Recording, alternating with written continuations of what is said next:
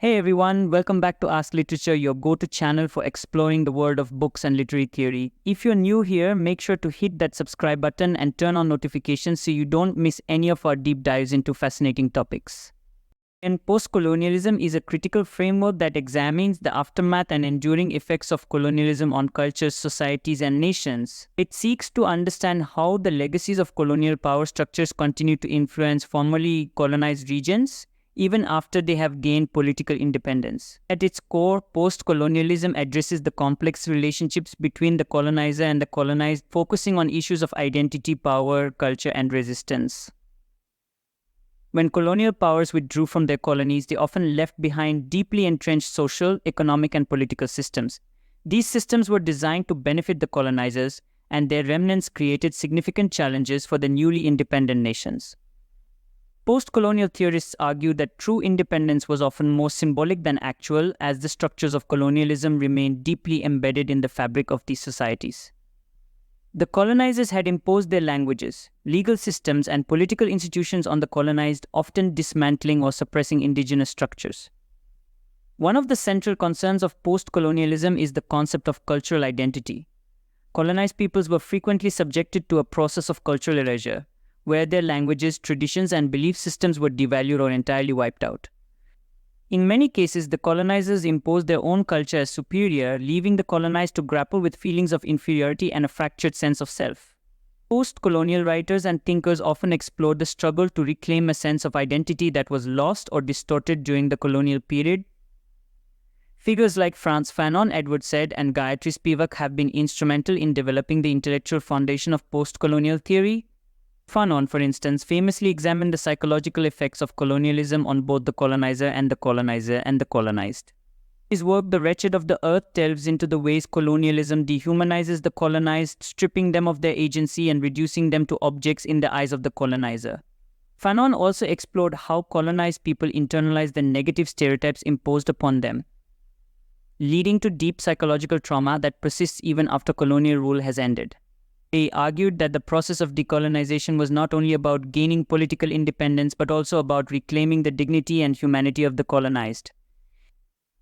Edward Said's groundbreaking work Orientalism focuses on how the West has historically constructed the Orient as an exotic, backward, and inferior other.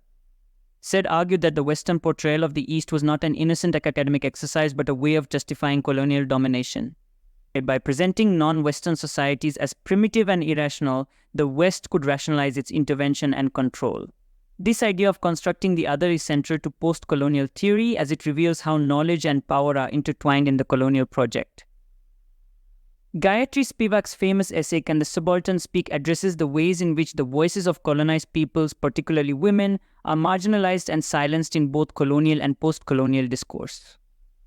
Spivak challenges the notion that post-colonial societies can simply recover their lost voices, arguing that the very structures of knowledge that were imposed by the colonizers make it difficult for the subaltern, the oppressed, and marginalized to be truly heard. She highlights the complexities of representation, urging scholars to be cautious in how they interpret and give voice to the experiences of the colonized. Post-colonialism is also deeply concerned with the issue of language. Colonial powers often impose their languages on the colonized, leading to the marginalization or destruction of indigenous languages. In many post-colonial societies, the language of the colonizer remains the official language used in government, education, and business. This creates a divide between the elite, who are fluent in the colonial language, and the masses, who may speak indigenous languages. Post-colonial writers often grapple with the question of whether to write in the colonial language or in their native tongues. For some, writing in the colonial language is a way to subvert and reclaim it, while others argue for the importance of reviving and promoting indigenous languages. Literature plays a crucial role in post-colonialism, as it provides a platform for formerly colonized peoples to tell their own stories and challenge the narratives imposed by the colonizers. Writers from post-colonial societies often use their work to explore themes of identity, resistance, and the ongoing effects of colonialism. They may challenge the stereotypes and depictions of their cultures that were propagated during the colonial period, offering more nuanced and authentic representations of their histories and experiences.